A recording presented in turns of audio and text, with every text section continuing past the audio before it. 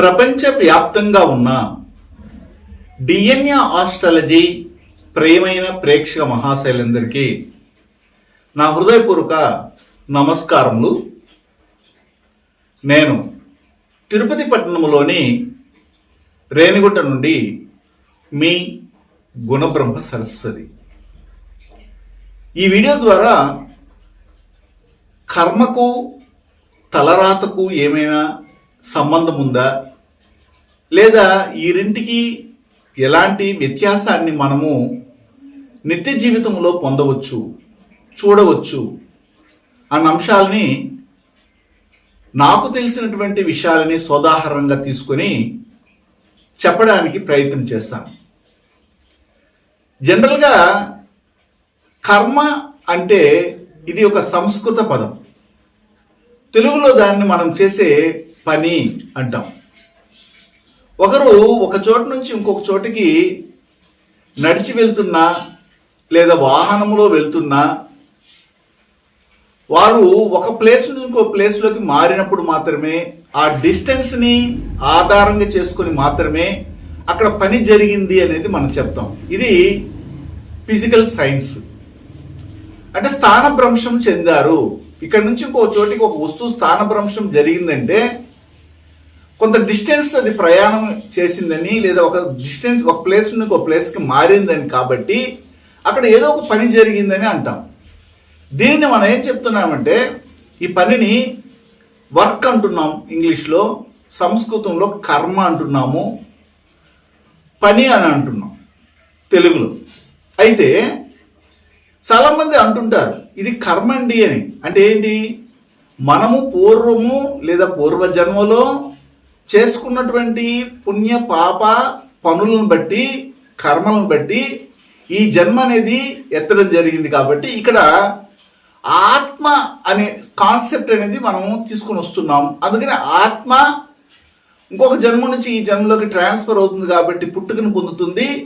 అయితే అది ఆత్మ చేసే పని ఏంటంటే కర్మగా నిర్ధారణ చేశాం. అందుకని ఆత్మ, పుట్టుక, కర్మ వీటిని కలిపి మనము ఆధ్యాత్మికత అని అంటున్నాం. ఆత్మ సంబంధం లేకపోతే ఆధ్యాత్మికత లేదు. అయితే ఎవరైనా కానీ వారు పూర్వం కానీ లేదా ముందు రోజు కానీ లేదా పగలు కానీ చేసినటువంటి విషయాన్ని ఆ తర్వాత రోజు కానీ తర్వాత వచ్చే కాలంలో కానీ పగలు చేస్తే రాత్రి కానీ దాని యొక్క ప్రభావాన్ని రుచి చూడవలసింది అనేది కర్మ. అయితే ఎలాగో జరిగేది జరుగుతుంది కదండి. ఈ సృష్టిలో మనం చేసినటువంటి పూర్వం చేసినటువంటి పనులకు తగినటువంటి ఫలితం అనేది ఇచ్చేస్తా ఉంది కదా ప్రకృతి. మరి దానికి ఎందుకండి మన జాతకం చూడాలి? అది తలరాత ఎలా ఉంటే అలాగే జరిగిపోని కదా.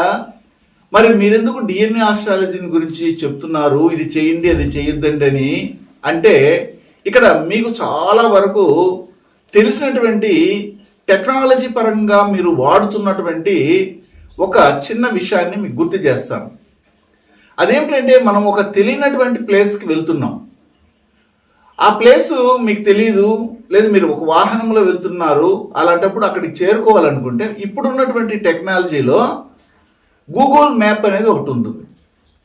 అంతెందుకు మనం ఒక గుడికి వెళ్ళాలి, ఒక పుణ్యక్షేత్రానికి వెళ్ళాలి, ఒక టూర్కి వెళ్ళాలి, ఒక తెలియనటువంటి ప్లేస్కి వెళ్ళాలి, ఒక ఇంటర్వ్యూకి వెళ్ళాలంటే ముందు ఆ సమయానికి ఎన్ని గంటల లోపల అక్కడికి వెళ్తాము, ఇక్కడ నుంచి అక్కడికి ఎంత కాలం లోపల ప్రయాణం చేయగలం, ఎన్ని నిమిషాలు పడుతుంది, ఎన్ని గంటలు పడుతుంది అనేది ఆ గూగుల్ మ్యాప్ డిస్టెన్స్ని బట్టి మీకు తెలియజేస్తుంది. ఇంతసేపు ప్రయాణం అవుతుంది అని చెప్తుంది. ఇది ఒకటి. రెండోది ఏంటంటే వాళ్ళు వెళ్ళే డిస్టెన్స్ ఒకవేళ 100 కిలోమీటర్లు అలా ఉంటే ఈ మధ్యలో ఎలాంటి రూట్లో వెళ్తే ఎంత సమయం పడుతుందని కూడా తెలియజేస్తుంది. ఇలా వెళ్తే అక్కడ రోడ్ రిపేర్ చేస్తున్నారు, అప్పుడు ఏంటంటే డైవర్షన్ తీసుకోవాలి అని ఉంటుంది. లేకపోతే అక్కడ పెద్ద కాలు వస్తుంది, అక్కడ రైల్వే ట్రాక్ చిన్నాభిన్నం అయిపోయింది, వర్షాల వలన అదంతా నీళ్ళు పారుతుంది కాబట్టి అట్లా వెళ్ళలేరు, ఇలా తిరుక్కొని వెళ్ళండి, సేఫ్ జోన్లోకి వెళ్తారని చెప్తుంది. సరే, మధ్యదారిలో వెళ్ళేటప్పుడు మనము మన బిడ్డలు పాపలతో వెళ్తుంటాం కాబట్టి వాళ్ళకైతే దప్పిక ఆకలి వేసినప్పుడు ఈ మధ్యలో ఏదైనా హోటల్స్ ఉన్నాయా, ఏదో రెస్టారెంట్ ఉందా, లేదా రీఫ్రెష్ అవ్వడానికి ఏదైనా ఒక ప్లేస్ అనేది అక్కడ ఉందా అనేది కూడా చూపిస్తుంది.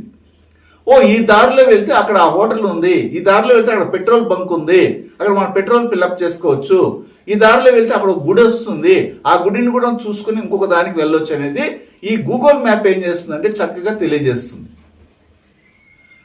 అయితే మీరు గూగుల్ మ్యాప్ని అడగలేరు కదా, అది ఏమీ లేకుండా నీకు స్ట్రైట్గా వెళ్ళిపోవాలి నేను అక్కడికి అని, లేదా ఇక్కడ అడ్డం వస్తుంది, ఆ అడ్డం వచ్చిన దాన్ని తీసేయడానికి ఏదైనా అవకాశం ఉందా, పరిహారం ఏమైనా ఉందని గూగుల్ మ్యాప్ని అడుగుతారా?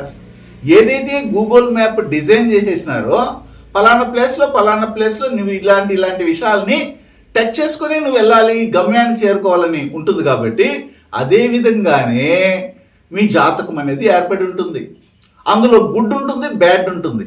మీరు వెళ్ళడానికి మధ్యలో ఎలాగైతే నేను చెప్పినట్టుగా దారి మధ్యలో వస్తున్నటువంటి అబ్స్టాకిల్స్ని, దారి మధ్యలో వస్తున్నటువంటి మంచి విషయాల్ని, దారి మధ్యలో వస్తున్నటువంటి మన అవసరాలను తీర్చడానికి రిసార్ట్స్ని ఏ విధంగానైతే మీరు దాటుకొని వెళ్లాల్సిన పరిస్థితి ఉంటుందో, అదే విధంగా మీ జాతకాన్ని ముందర పెట్టుకున్నప్పుడు వారు చేసినటువంటి పుణ్య పాప కర్మలను బట్టి ఇప్పుడు ఆ జాతకం డిజైన్ చేయబడి ఉంటుంది. అప్పుడు డిఎన్ఏ ఆస్ట్రాలజర్ ఏం చేస్తారంటే అది ఎట్లాగా జరుగుతుంది కదా అంటే మనకి తెలిసి కూడా మనం తప్పు చేయడం అనేది కరెక్ట్ కాదు. మీరు ఇలా వెళ్ళొద్దండి, అక్కడ మధ్యలో పెద్ద గోతుంది, చాలా డేంజర్ ఉంది అంటే తెలియకుండానే వెళ్ళిపోతారా? ముందుగా తెలుసుకోవడం వల్ల కదా డైవర్షన్ తీసుకున్నారు. ఆ విధంగా డిఎన్ఏ ఆస్ట్రాలజీ ఏం చెప్తుందంటే మీరు ఇది చేయండి సేఫ్ జోన్లోకి చేరతారు, ఇది చేయకండి, ఇలా చేయడం వల్ల మీరు జీవితంలో మళ్ళీ ఇలాంటి పరిస్థితి ఎదుర్కొంటారని చెప్తాం. అదే విధంగా మనం చూసినట్లయితే ఒక జాతకాన్ని తీసుకొని వారు ఏమి చదివితే బాగుంటుంది, ఏమి చదివితే బాగుండదు అనేది ఉంటుంది.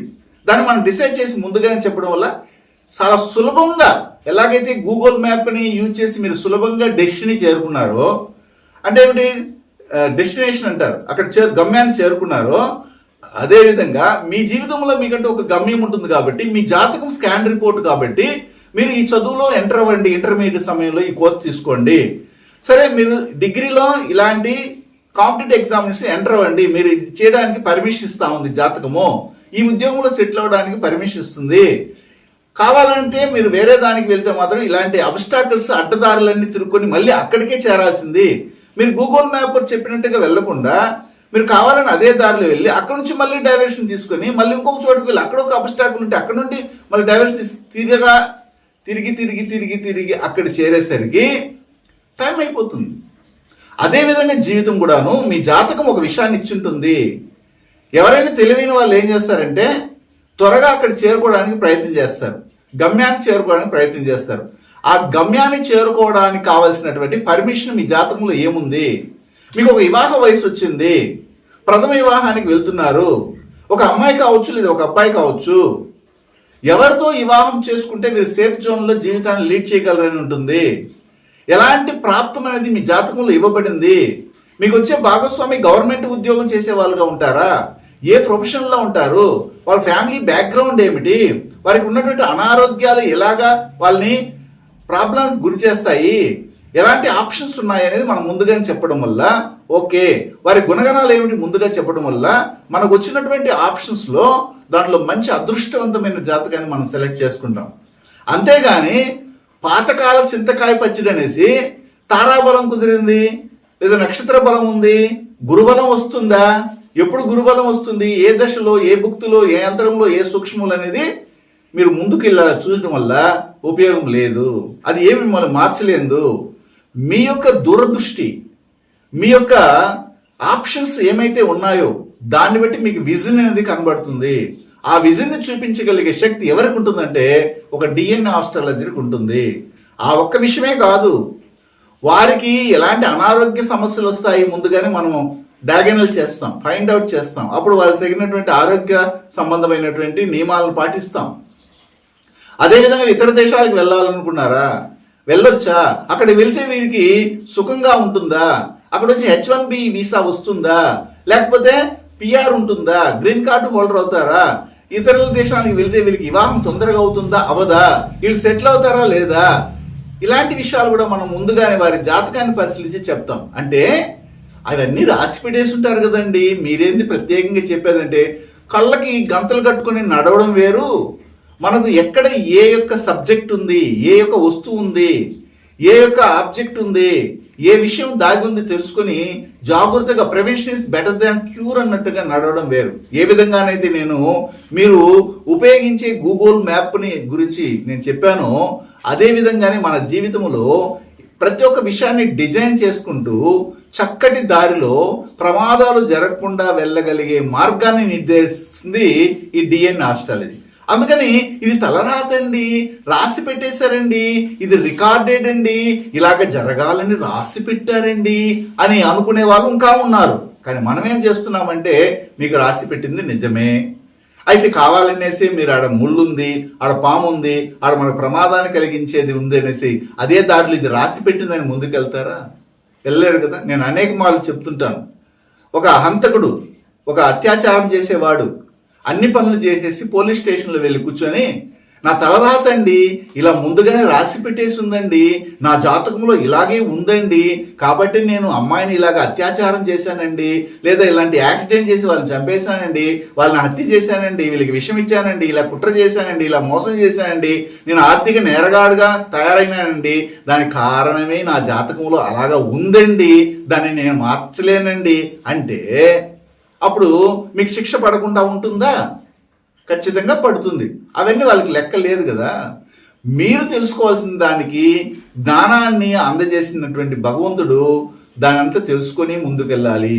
దానికంటూ మనం ఏం చేస్తామంటే, ఒకవేళ మీ జాతకం అనేది లిఖించబడింది, లేదా మీ కనీసం date of birth, time of birth, place of birth ఉన్నప్పుడు మీ జాతకంలో ఏమేమి అంశములను మీకు వడ్డించి పంపించాడు భగవంతుడు, అందులో ఒకవైపు పాయిజన్ ఉంటుంది, ఒకవైపు అమృతం ఉంటుంది, విషం ఉంటుంది, అమృతం ఉంటుంది. నేను కావాలనేసి విషయాన్ని తీసుకుంటానంటే అది మీ యొక్క విద్యత్. మనం కూడాను చిన్న వయసులో పుట్టిన సమయంలో బిడ్డల్ని మన తల్లిదండ్రులు ఆడించేటప్పుడు, వాళ్ళకి బారసాల చేసినప్పుడు, వాళ్ళు కొద్దిగా మూమెంట్ ఇచ్చే సమయంలో, ఇలాగా 4 కాళ్ళ మీద నడిచే సమయంలో దోగాడుకుంటూ వెళ్ళేటప్పుడు వాళ్ళు ఏం చేస్తారంటే ఎదురుగా కొన్ని పదార్థాలు పెడతారు. ఒక పుస్తకము, ఒక పెన్ను, ఒక పండు, లేదా ఒక డబ్బు కట్ట ఇలాంటివి పెట్టి దీంట్లో, లేదా కత్తి ఇలాంటివి పెడతారు. కావాలని పెట్టి ఇవి వదులుతారు. ఆ బిడ్డను వదిలినప్పుడు, అమ్మాయిని అబ్బాయిని వదిలినప్పుడు ఆ అమ్మాయి లేదా అబ్బాయి వెళ్ళి ఏదో ఒక దాన్ని టచ్ చేస్తుంది. ఓకే, అప్పుడు ఇక్కడ కూడా ఆప్షన్సే, లైఫ్ అంతా ఆప్షన్సే. కాబట్టి ఆప్షన్ ఒక దాన్ని టచ్ చేసి అన్నీ జరగదు కదా. ఒక ఆప్షన్ తీసుకుంటుంది. పెన్ ఎత్తుకున్నారు, ఓకే ఈ మంచి పోయిటరీ అవబోతుంది, ఇతను బాగా పోయిట్ అయిపోతాడు, మంచిగా రైటర్ అవుతాడు, చదవర్ అవుతాడు. బుక్ ఎత్తుకున్నాడు, చాలా గొప్పోడు అవుతాడు. ఇట్లాగా మనము డిసైడ్ చేస్తాం. మంచి మంచి వస్తువులే పెడతాం. కానీ కొంతమంది ఏం చేస్తారంటే కత్తులు, కటాలు కూడా పెడతారు. అంటే అలాంటి గ్రూప్ ఒకటి ఉంటుంది లేండి. అప్పుడు కత్తి ఎత్తుకున్నాడు, అబ్బా వీడు వీరుడు అయిపోతాడు, వాళ్ళ నాన్నలాగా సింహంలాగా బతకపోతాడు అని ఒక గొప్పగా బతకడానికి చెప్పడానికి అనుకూలంగా ఉంటుంది. కానీ ఆప్షన్ కదా అక్కడ కూడాను. కాబట్టి మన జీవితం అంతా ఆప్షన్సే. ఆ ఆప్షన్స్లో గుడ్ ఏమిటి, బ్యాడ్ ఏమిటి తెలుసుకోవడానికే మీకు ఒక స్కాన్ రిపోర్ట్ అనేది ఇవ్వడం జరిగింది. దానినే కర్మ అంటారు. అది కూడా కర్మ బేస్డే. అంటే నువ్వు పూర్వం చేసినటువంటి కర్మ ఫలితాన్ని ఇప్పుడు ఎలాగైతే అనుభవిస్తున్నావో, ఇప్పుడు చేసిన కర్మ ఫలితాన్ని రేపు అనుభవిస్తావు. ఈ రోజు నువ్వు చేసేసి వెళ్ళిపోతే నెక్స్ట్ జనరేషన్లో అది ట్రాన్స్ఫర్ అవుతుంది. ఏ విధంగా మీ తల్లిదండ్రుల నుండి ఆస్తిపాస్తులు ఏ విధంగానైతే మీకు ట్రాన్స్ఫర్ అవుతాయో, అదే విధంగానే మీరు చేసినటువంటి మంచి చెడ్డ అనేది ఖచ్చితంగా కర్మ రూపంలో ముందుకు వస్తుంది. అది కాలం జ్ఞాపకం పెట్టుకొని మీకు ఇచ్చేస్తుంది. శుభం. హిమాలయాలలోని యతీంద్రులు అవధూతలచే మహామంత్రోపదేశం పొంది వారి గురు పరంపరలో దైవజ్ఞ శ్రీ గుణబ్రహ్మ సరస్వతి గారు అధర్వణ వేద దక్షిణాచార పద్ధతి ద్వారా పూర్వం వశిష్ఠ వాల్మీకాది ఋషులు చేసిన విధంగా విలువ కట్టలేని అమూల్యమైన 24 హోమాలను ఏకకాలంలో ఒకే హోమగుండంలో గత 24 సంవత్సరాలుగా లోక కళ్యాణం కొరకు కర్మ విమోచన హోమక్రియను చేస్తూ నమ్మి వచ్చిన నిజమైన భక్తులకు శ్రీ జగన్మాత కృపతో మంచి చేస్తున్నారు. కర్మ విమోచన పొందాలనే ఆసక్తి ఉన్నవారు ముందుగానే గోత్రనామాలను నమోదు చేసుకోగలరు. అడ్రస్ శ్రీ త్రిశక్తి పూజా మందిర్, తిరుపతి దగ్గర, రేణిగుంట, ఆంధ్రప్రదేశ్.